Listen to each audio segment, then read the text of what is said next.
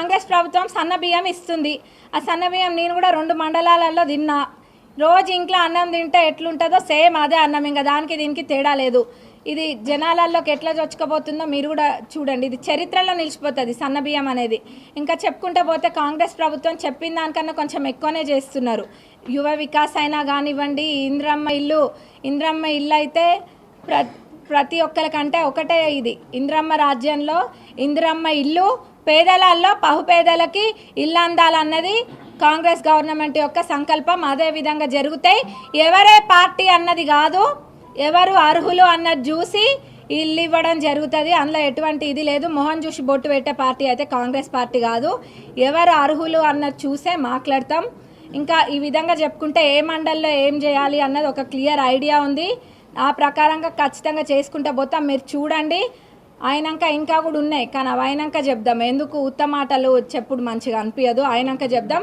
ఇవన్నీ చూసుకున్నా కానీ ఇప్పటికీ తెచ్చినవి అయ్యేటివి అన్నీ చూసుకున్నా కానీ 450 నుంచి 500 కోట్ల దాకా వర్కులే వచ్చినప్పటి నుంచి కూడా వచ్చినాయి.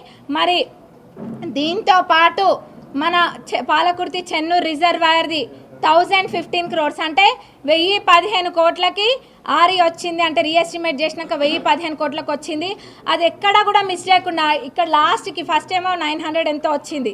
రోడ్డు మునిగిపోతుంది అని చెప్పి అది వచ్చినాక అక్కడ మనకు కనెక్టింగ్ రోడ్డు మునిగిపోతుంది అని చెప్పి అది కూడా యాడ్ చేసి ఎస్టిమేట్లో. ఎందుకంటే ఏదైనా సగం పని చేసుడు అలవాటు లేదు ఎవరికైనా.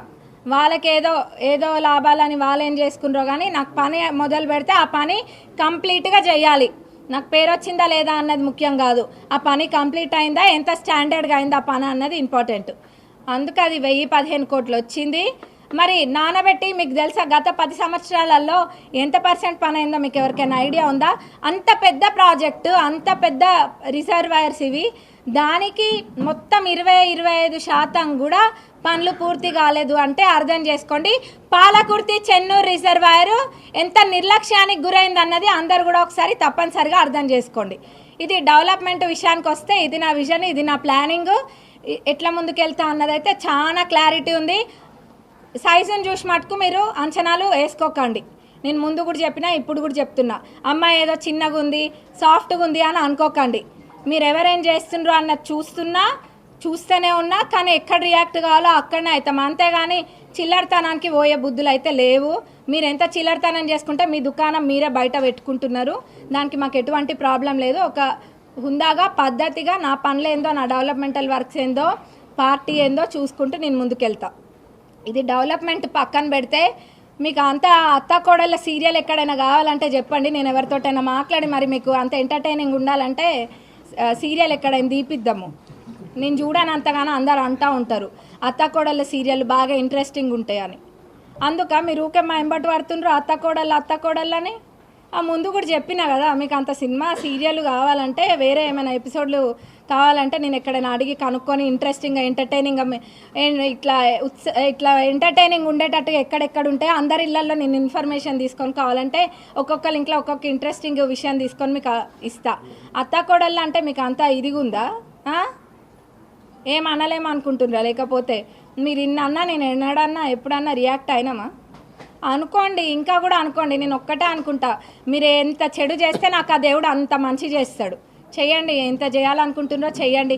ఇంకొకసారి అత్తాకోడళ్ళని లేనిపోని మాటలు మాట్లాడితే మటుకు అది అస్సలు కూడా మర్యాద ఉండదండి. ఎందుకంటే మీకు కూడా కుటుంబాలు ఉన్నాయి. అది అట్లా మాట్లాడడం చాలా తప్పు.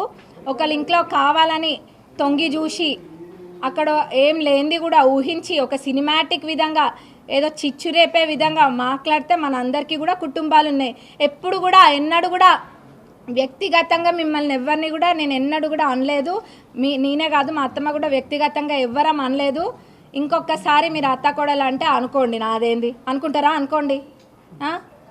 నేను క్లారిటీ ఇవ్వడం బాధ్యత కాబట్టి ఇస్తున్నా. మీరు అనుకుంటారా ఇంకా అనుకుంటే జనాలు మిమ్మల్ని జోకర్ల లెక్క చూస్తారు. మీకేం పని పాట లేదేమో, ఓడిపోయినాక ఫ్రస్ట్రేషన్ తోటి రోడ్లపైన తిరుగుతుండ్రు, అందుకు ఇంకేం చేయాలో తెలియకుండా ఇదంతా చేస్తుండ్రు అనుకుంటారు. కాబట్టి జాగ్రత్త, ఏదైనా మాట్లాడే ముందు జాగ్రత్త. మీ హుందాతనాన్ని పోగొట్టుకోకండి. ఎందుకంటే మీరంటే ఒక హుందా ఉంటే బాగుంటుంది. కొంచెం పెద్దవాళ్ళు హుందా ఉంటే బాగుంటుంది. అనవసరంగా ఇదంతా చేస్తే ఏమొస్తుంది చెప్పండి? మేమిద్దరం మంచిగానే ఉన్నాం. అమెరికాకు పోతారనంటే ఇందాక మా అత్తమ్మ చెప్పిండ్రు. మరి ఫ్యామిలీ అంతా అక్కడ ఉన్నప్పుడు పోయి వస్తారు, ఎవరు పోవట్లేరు?